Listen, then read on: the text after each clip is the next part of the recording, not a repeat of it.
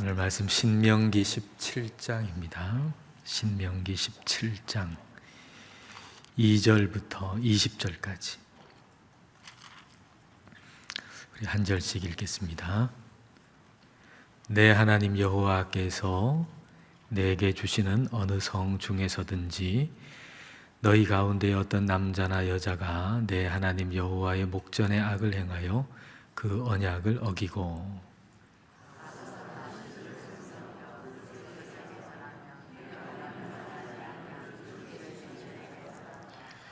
그것이 내게 알려짐으로 내가 듣거든 자세히 조사해 볼지니 만일 그 일과 말이 확실하여 이스라엘 중에 이런 가증한 일을 행함이 있으면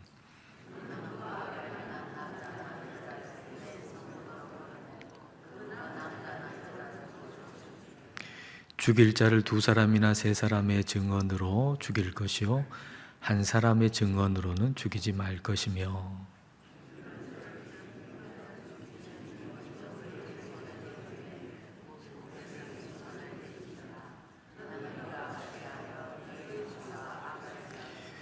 내 성 중에서 서로 피를 흘렸거나 다투었거나 구타하였거나 서로 간에 고소하여 내가 판결하기 어려운 일이 생기거든 너는 일어나 내 하나님 여호와께서 택하실 곳으로 올라가서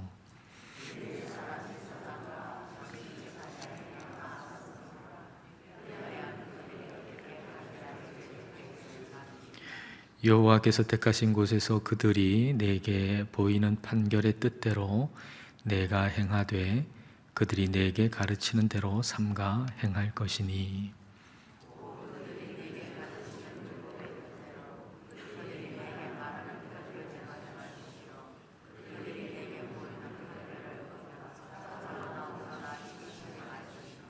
사람이 만일 무법하게 행하고 내 하나님 여호와 앞에 서서 섬기는 제사장이나 재판장에게 듣지 아니하거든 그 사람을 죽여 이스라엘 중에서 악을 제하여 버리라.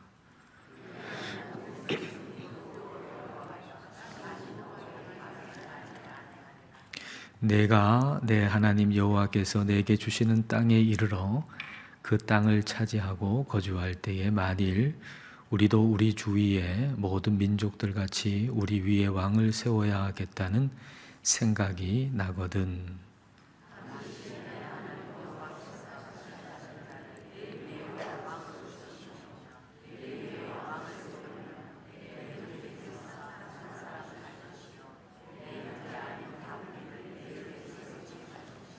그는 병마를 많이 두지 말 것이요 병마를 많이 얻으려고 그 백성을 애굽으로 돌아가게 하지 말 것이니 이는 여호와께서 너희에게 이르시기를 너희가 이후에는 그 길로 다시 돌아가지 말 것이라 하셨음이며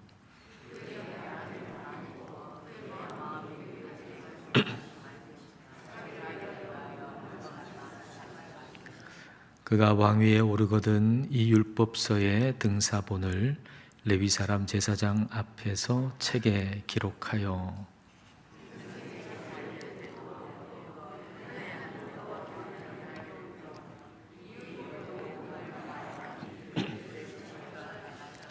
함께 읽겠습니다.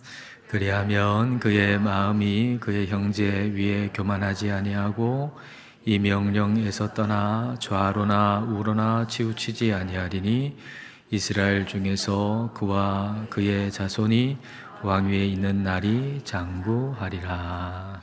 아멘. 자녀들이 우애 있게 지내고 또 하나님 잘 예배하면서 그렇게 사는 게 부모의 마음이겠죠. 그렇게 살면 좋겠다. 모세의 마음이 그렇습니다.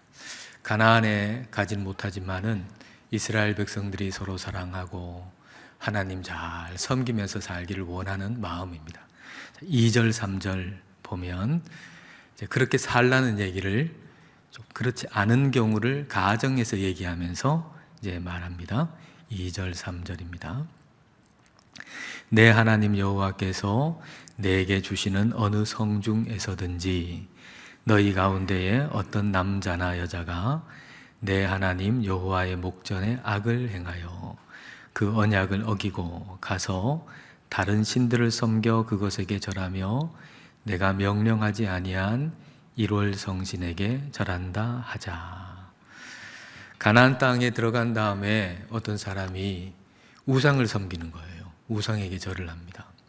그 1월 성신, 해, 달, 별 같은 걸 신으로 섬기면서 거기에 절을 하는 겁니다. 자, 그렇다고 해보자. 그런 일이 일어났다고 해보자. 라는 얘기죠. 아직 가나안 땅에 들어가기 전이니까. 근데 만일 이런 일이 일어난다면 그런 일이 왜 일어날까요? 영적인 불륜 아닙니까? 이런 게. 영적인 불륜. 불륜이라고 하는 게 갑자기 생기는 게 아니잖아요. 갑자기 생기는 게 아니고, 배우자에 대한 사랑이 점점 식어지고, 불만이 자꾸 쌓이고, 그리고 그 사이가 자꾸 벌어지고, 그러다가 이제 불륜이 일어나게 되는 거죠. 영적인 불륜이라고 하는 것도 역시 마찬가지입니다. 자, 1절 말씀 보십시오. 자, 2절, 3절 앞에 1절. 흠이나 악질이 있는 소와 양은 아무것도 내 하나님 여호와께 드리지 말지니 이는 내 하나님 여호와께 가증한 것이 됨이니라. 자, 2절과 3절에서 일어나는 일은 1절과 같은 일이 일어난 다음에 일어나게 됩니다. 2절, 3절이 곧바로 일어나는 게 아니고 1절과 같은 일이 일어난 다음에 2절과 3절에서 기록하고 있는 일들이 일어납니다. 하나님을 하찮게 여기는 거죠. 하나님을 하찮게 여기고 하나님께 하찮은 걸 드리고, 그러니까 말하자면 하나님을 경외하는 마음이 다 식어버린 거예요. 하나님 사랑하는 마음이 다 식어버린 거예요. 하나님을 사랑하는 마음이 식어버리는 것으로부터 시작해서 우상숭배는 시작됩니다. 가정이 파괴되는 것도 결국 사랑이 식어서 그것으로부터 시작해서 가정이 파괴되지 않습니까? 마찬가지로 우상을 숭배하는 그런 일들이 왜 일어나는가? 하나님을 향한 사랑이 식어버리기 때문에. 그래서 우리가 늘 점검해야 되는 건 하나님을 향한 사랑, 우리 사랑의 온도, 그 사랑의 온도가 몇 도쯤 되는가? 그거 늘 살펴봐야 되는 거죠. 근데 그 사랑의 온도라고 하는 것은 기도에 불이 지펴질 때 그 사랑의 온도가 올라가게 되는 거니까, 우리가 기도하는 기도의 불이 꺼지지 않았는가, 이걸 늘 점검해야 되고, 사랑의 온도가 어느 정도 되는가, 이걸 늘 우리는 점검해야 할 겁니다. 우상에게 절을 하는 사람이 생겼다. 1월 성신한테 절을 하는 사람이 생겼다. 근데 그 사람 마음이 식어버린 거죠. 마음이 식어버리고 마음이 굳어버리고, 이 사람은 돌이킬 마음이 없는 거예요. 만약에 그런 사람이 생겼다 라고 한다면 어떻게 해야 될까? 4절 말씀이 이렇게 말씀하세요. 4절입니다. 그것이 내게 알려짐으로 내가 듣거든 자세히 조사해 볼지니 만일 그 일과 말이 확실하여 이스라엘 중에 이런 가증한 일을 행함이 있으면 자세히 조사해 봐라. 그래서 자세히 헤테브라고 하는 단어인데, 토부, 좋다라고 하는 단어에서 나온 겁니다. 그러니까 잘 조사해 보라는 얘기입니다. 철저히 조사해 보라는 겁니다. 억울한 사람 생기지 않도록, 그렇지 않은데도 막 그렇다고 잘못 봐가지고 큰일 나잖아요. 그렇지 않도록 잘 조사해 봐라. 철저히 조사해 봐라. 그리고 나서 이제 5절부터 7절을 보십시오. 너는 그 악을 행한 남자나 여자를 내 성문으로 끌어내고 그 남자나 여자를 돌로 쳐 죽이되 죽일 자를 2사람이나 3사람의 증언으로 죽일 것이요 한 사람의 증언으로는 죽이지 말 것이며 이런 자를 죽이기 위하여는 증인이 먼저 그에게 손을 댄 후에 뭇 백성이 손을 댈지니라. 너는 이와 같이 하여 너희 중에서 악을 제할지니라. 한 사람의 증언만으로는 안 된다. 2-3사람의 증언이 있어야 된다. 그러니까 그걸 목격하고 본 사람이 2-3사람이 있어야만 한다라는 얘기죠. 성급한 판단은 금물이다, 그런 얘기입니다. 성급한 판단은 금물이다. 잠깐 스쳐봤는데 또 한 사람 얘기만 듣고 그 사람은 이렇다 라고 성급한 판단을 해서는 안 된다라는 것이죠. 근데 이제 우리의 성향이 좀 그렇잖아요. 사람의 성향이라고 하는 게 성급한 판단을, 어떤 다른 사람에 대한 성급한 판단을 우리는 내리는 성향이 우리에게 있습니다. 누구 얘기를, 한 사람 얘기를 듣고 판단을 내리는 것도 있지만, 심지어는 아무 것도 없어도 나 혼자 스스로 판단하기도 합니다. 이유는요, 내가 다 안다고 생각하니까. 내가 너를 몰라? 내가 너를 다 알아. 그렇게 생각하니까 판단해 버리기가 쉬운 것이죠. 어떤 사람이 늘 가까이 지내는 사람이 어느 날 인사도 안 하고 싹 지나간단 말입니다. 그러면은 어떻게 판단합니까? 우리 속에. 야, 저 사람 나를 미워하나 보다. 그러면 생각해 보면 얼마 전에 그 사람이 나를 미워할 만한 어떤 말을 내가 했거나 어떤 행동을 했다는 게 생각이 난단 말이죠. 그때 그 얘기한 것 때문에 저 사람 나를 미워해가지고 저 사람이 나를 미워해서 인사도 안 하고 지나간다. 판단해 버리는 거죠. 근데 사실은 그 사람은 그 일에 대해서 아무 생각도 없고 기억하는 바도 없고 마음에 둔 바도 없어요. 그 사람은 최근에 아주 어려운 일을 당해서 경황이 없어서 그 일에 그냥 몰두하느라 와가지고 이제 그 생각뿐인 거예요. 너무 힘든 일, 그 생각뿐이에요. 그래서 뭐 인사하고 그럴 겨를도 없이 그냥 지나쳐 버렸던 거죠. 자기가 인사 안 했다는 것도 몰라요. 그냥 자기 생각에 골똘해서 그냥 간 거예요. 근데 이제 나는 생각하기를 저 사람이 이래서 이렇다 하고 그냥 내 속에서 판단해 버리는 거죠. 내 생각 속에서. 손쉬운 판단이에요, 이게.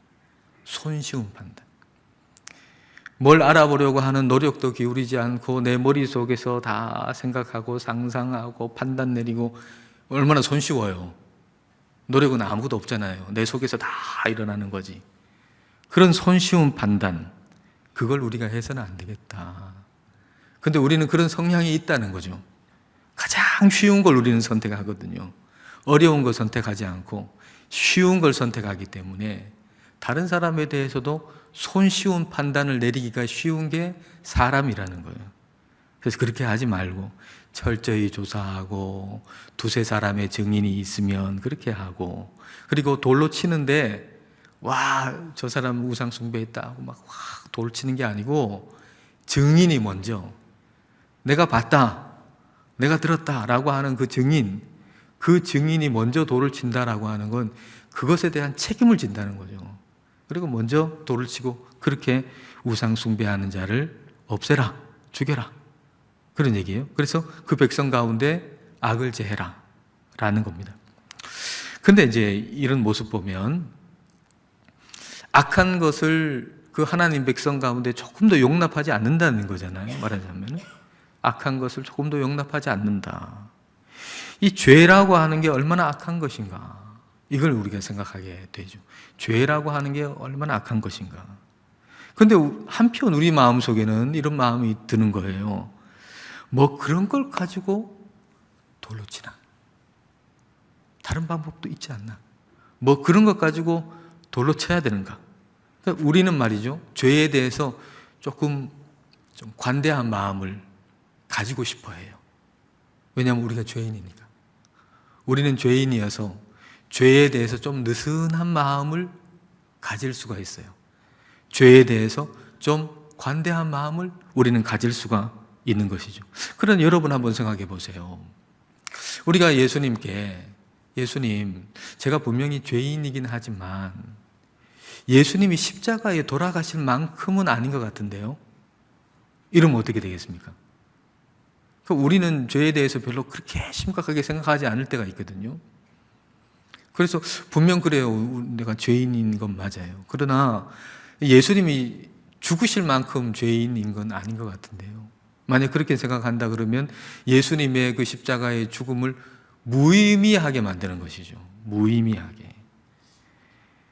우리의 죄는 죽기까지 할 정도는 아닌데 예수님 좀 오버하셨다, 그럴 수 없잖아요. 그렇지 않습니까? 우리가 분명히 죄인이긴 하지만 예수님은 너무 오버하셔가지고 십자가에까지 죽으셨네. 그럴 수가 없단 말입니다.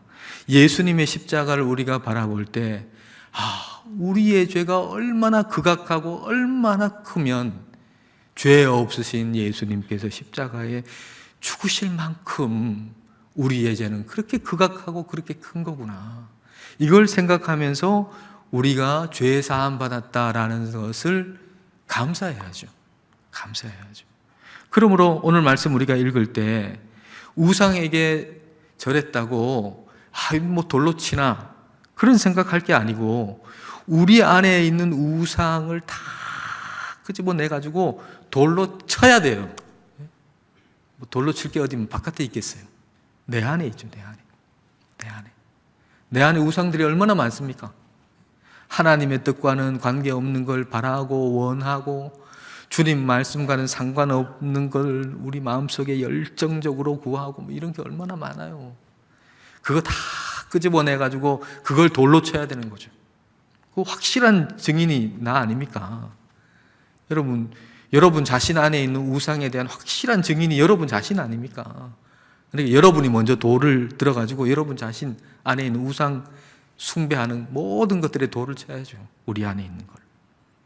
우리의 생각, 하나님을 경외하지 않는 모든 생각을 다 사로잡아가지고 예수님 앞에 무릎을 꿇려야죠.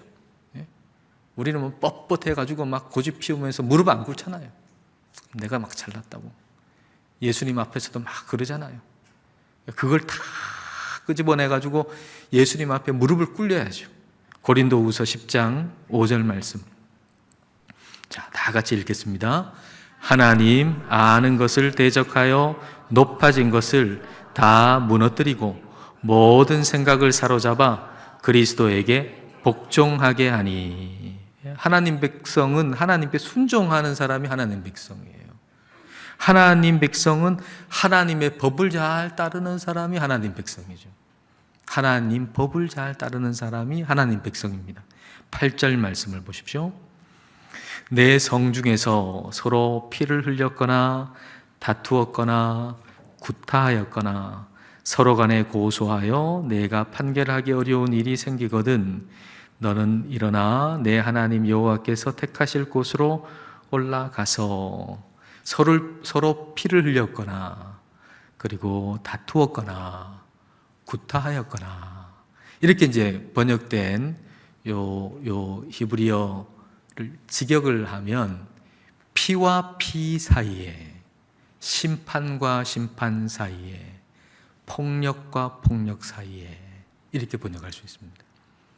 그러니까 아주 팽팽한 거죠. 피와 피 사이에 막 싸웠어요. 이쪽도 피를 흘렸고 이쪽도 피를 흘렸어요.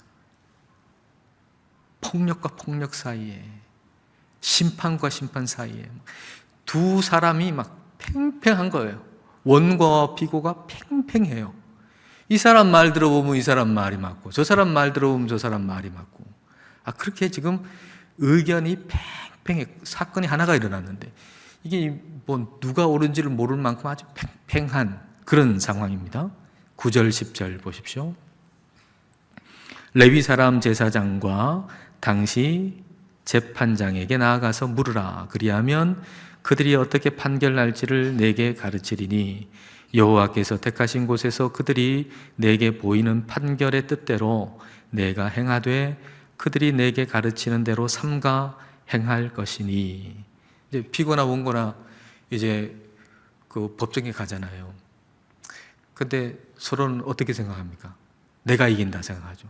둘 다 내가 이긴다 생각하는 거예요. 그렇게 갔는데 근데 판결이 한쪽에게나 또는 두 쪽 모두에게 만족스럽지 않은 판결이 내려진 거예요. 두 쪽 다 만족스럽지 않은 판결이 내려질 수도 있잖아요. 그런 판결이 내려졌어요. 그러나 재판장이 판결한 대로 따라라. 그런 얘기입니다. 11절 같이 읽겠습니다. 곧 그들이 내게 가르치는 율법의 뜻대로 그들이 내게 말하는 판결대로 행할 것이요 그들이 내게 보이는 판결을 어겨 좌로나 우로나 치우치지 말 것이니라. 율법의 뜻대로 판결을 한 거예요. 그러니까 개인의 생각 개인의 의견 있어요. 그런데 그게 뭐가 됐든지 간에 율법의 뜻대로 판결한 그 판결을 따라라 라는 얘기입니다. 너에게 불리해 보이는 판결이 나왔다 할지라도 그것을 따르고 좌로나 우로나 치우치지 말아라. 그렇게 말씀하고 계세요. 12절 13절 보십시오. 사람이 만일 무법하게 행하고 내 하나님 여호와 앞에 서서 섬기는 제사장이나 재판장에게 듣지 아니하거든 그 사람을 죽여 이스라엘 중에서 악을 제하여 버리라. 그리하면 온 백성이 듣고 두려워하여 다시는 무법하게 행하지 아니하리라. 무법하게 행한다라고 교만해가지고 그 판결, 그 말씀을 따르지 않는다, 순종하지 않는다는 거죠. 그때 하나님 법을 따르지 않는 사람을 죽여라, 그런 얘기입니다. 그 말은 하나님 법 아래에 있지 않는 사람은 하나님 백성이 아니다, 그런 의미입니다. 하나님의 법 아래에 있지 않는 사람은 하나님 백성이 아니다. 하나님의 법 아래에 있는 사람은 하나님 백성이다 라고 하는 얘기죠. 한국의 땅에 사는 사람이 다 한국 사람인가요? 그렇지 않죠. 한국 법의 적용을 받는 사람이 한국 사람이죠. 지외법권이라는 게 있잖아요. 한국 땅에 살고 있지만 외국인이에요. 그래서 우리나라 법의 적용을 받지 않을 수 있는 권리가 있죠. 이 땅에 살지만. 근데 우리나라는 어때요? 우리나라 백성은 다른 데 있어도 우리나라 법에 적용을 받잖아요. 뭐 태국 같은 데 가면 뭐 대마 카페 뭐 이런 게 있다면서요? 근데 거기에는 그게 합법화됐답니다. 대마 카페가. 근데 뭐 우리나라 사람이 그 태국 가가지고 야 대마 카페 한번 가보자 해가지고 가서 그걸 어떻게 하면 그게 거기서는 합법한데 한국 사람은 태국에 있어도 한국 법의 적용을 받기 때문에 그게 불법이 되는 거죠. 가나안 땅에 이스라엘 백성들이 갔어요. 그러면 가나안 땅에 갔기 때문에 다 하나님 백성인가? 하나님 법 아래에 있는 사람만 하나님 백성. 하나님의 법 아래에 있지 아니하면 그 사람은 하나님의 백성이 아닌 거죠. 그러니까 하나님 백성이냐 아니냐라고 하는 건 어디 있느냐가 아니고 하나님의 법 아래에 있느냐 아니냐로 구분하는 거예요. 예배당에 여기서 뭐 365일 사는 사람이 있다고 생각해 봐요. 여기서 맨날 여기서 자고 여기서 먹고 근데 하나님의 법을 따르질 않아요. 하나님 백성이 아니죠. 세상 속에서 살아가지만은 하나님의 법을 따라 살아가요. 그 사람이 하나님 백성이죠. 그럼 하나님의 법은 뭡니까? 하나님의 법. 우리에게 주신 하나님의 법은 뭐예요? 로마서 8장 1절과 2절. 자, 같이 읽겠습니다. 그러므로 이제 그리스도 예수 안에 있는 자에게는 결코 정죄함이 없나니 이는 그리스도 예수 안에 있는 생명의 성령의 법이 죄와 사망의 법에서 너를 해방하였음이라. 하나님 우리에게 주신 법은 죄와 사망의 법이 아니고 생명의 성령의 법, 생명을 주시는 성령의 법, 이게 하나님 우리에게 주신 법이에요. 얼마나 좋은 법을 주셨어요. 최고의 법을 주신 거예요, 우리에게. 그 법의 지배하에 있는 것이 얼마나 행복한 백성입니까? 그 법에, 하나님 법의 지배하에 있는 게 하나님 백성입니다. 이 법 아래에서 순종하는 게 우리에게 유익합니다. 근데도 좌로나 우로나 치우칠 가능성이 우리에게 늘 있어요. 왜냐하면 세상의 것이 좋아 보일 때가 있거든요. 세상 사람들이 하는 대로 하는 게 나아 보일 때가 있거든요. 그러니까 좌로나 우로나 치우칠 가능성이 우리에게 언제나 있어요. 우리에게 주신 법은 너무나 좋은 법인데 우리가 그걸 잘 모르고 자꾸 세상 법의 아래로 자꾸 이제 들어간단 말이죠. 그래서 우리가 좌로나 우로나 치우치지 않도록 하기 위해서 말씀을 굳게 붙드는 힘을 계속 길러야 돼요. 말씀을 굳게 붙드는 힘, 이 힘을 우리가 항상 길러야 돼요. 특별히 지도자는 더욱 그렇죠. 평지보다 저 옥상에 바람이 세게 불잖아요. 바람이 세게 불어요. 지도자에게는 바람의 강도도 세요. 바람의 강도도. 이스라엘 왕으로 세워질 사람을 한번 생각해 보세요. 그냥 일반 백성보다 훨씬 더 강한 세상의 유혹의 바람이 그 왕이 될 사람에게 불어닥친단 말이죠.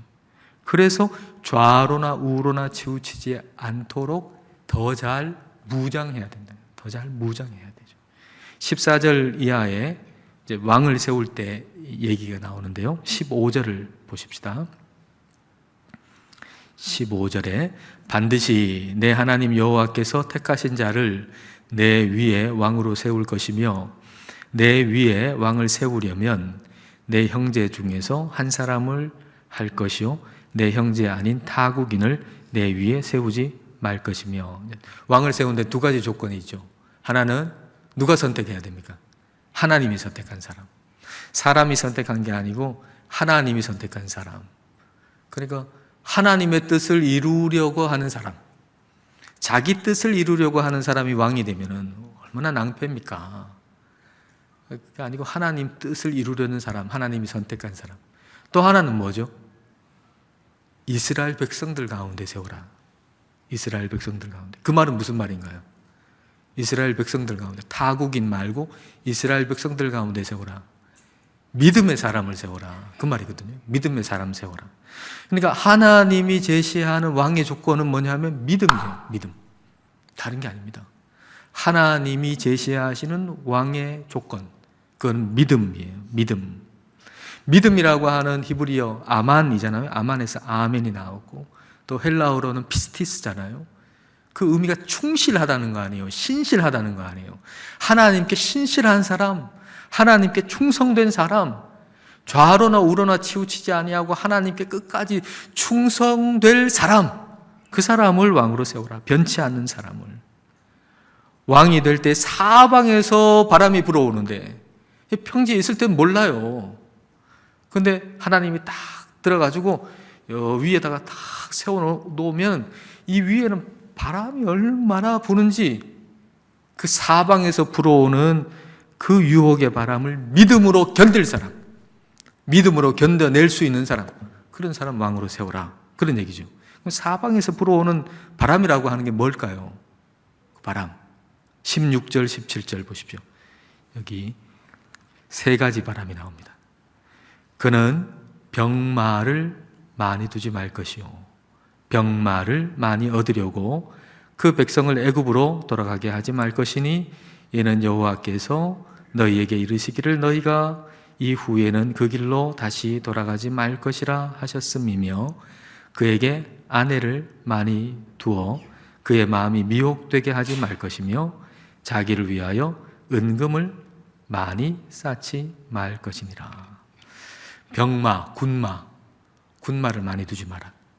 아내 많이 두지 마라. 은금 많이 두지 마라. 그렇게 말씀하셨어요.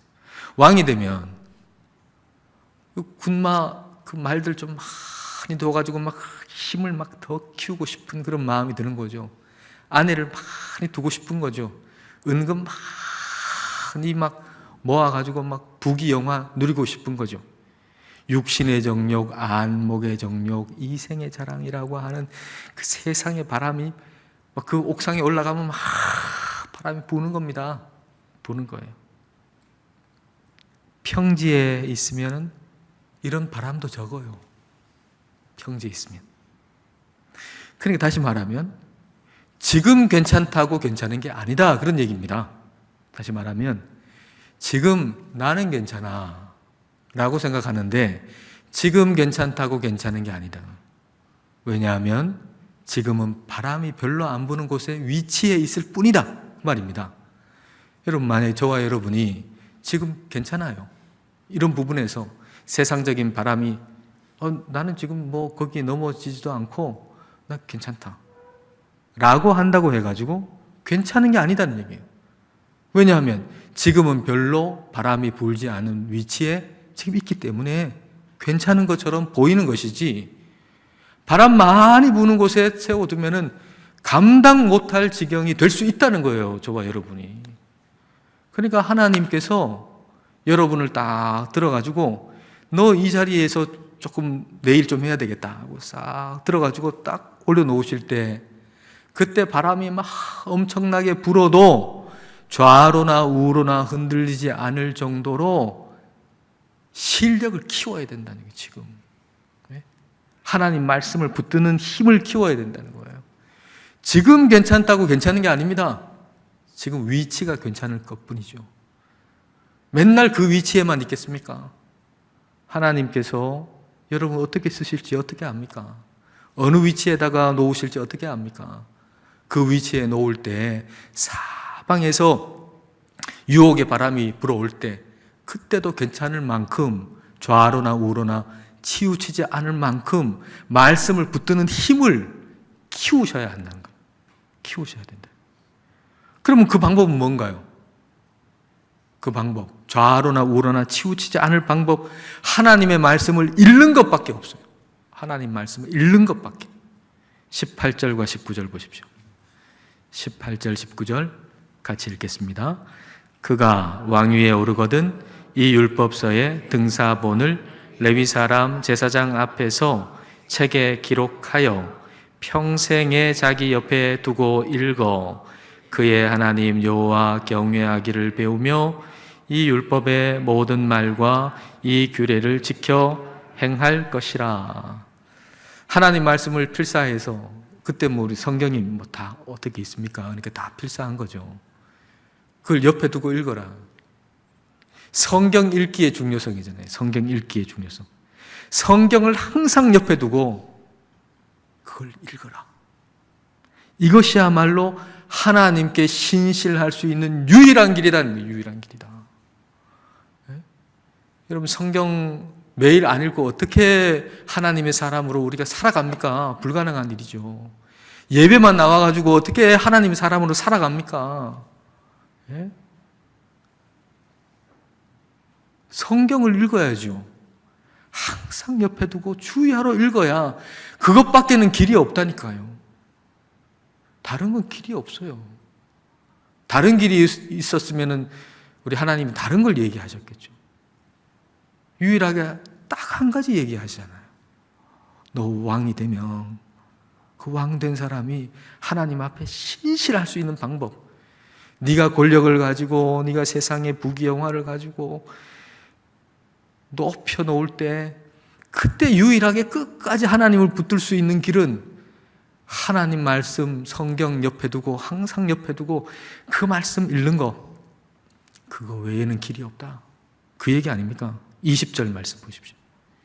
20절 같이 읽을까요?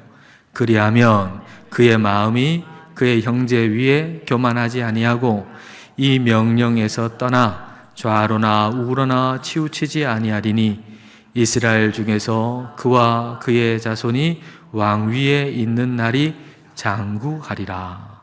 일평생 성경 옆에 두고 그 말씀 읽어라.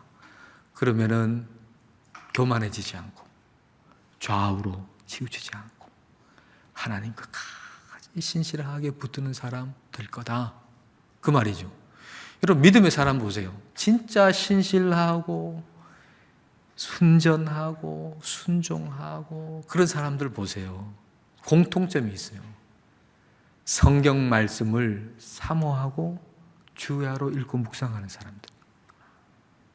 우리 교회에도요, 진짜 신실하고 참되고 말씀에 순종하고 이런 분들은 한결같이 한 가지 공통점이 있어요. 하나님 말씀을 사랑해서 주야로 읽고 묵상하고, 그게 하나의 공통점이에요.